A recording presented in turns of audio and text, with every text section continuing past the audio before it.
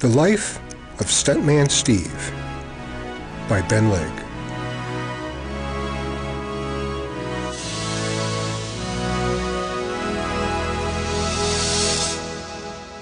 Once there was a guy named Steve. Steve is a stuntman. In a shed, he keeps his supplies. He has helmets, harnesses, rope, electric scooters, ladders, bungee cords, slingshots, fireworks, parachutes, and minor explosives. He does a bunch of stunts that send him to the hospital, sometimes. Some of the stunts he does were diving into shallow pools, long jumps in vehicles,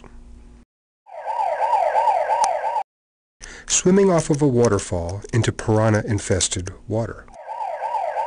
Stuntman Steve was in the hospital for the 8th time because he rode a bike off a high dive into a pool with no water. In the emergency room, he told himself, if I keep doing stunts, one day I could be history.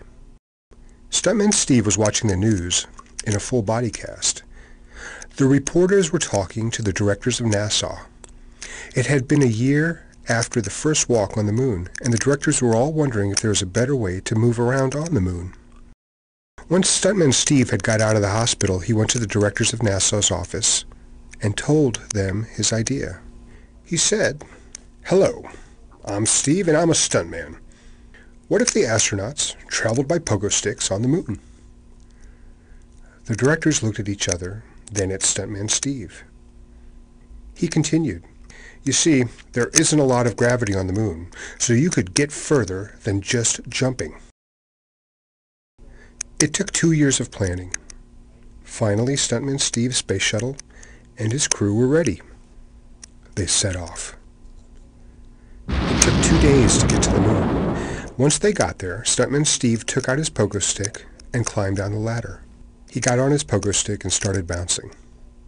First, he started off small and slow. And then he began to go higher and faster. Soon enough, each jump had huge distance.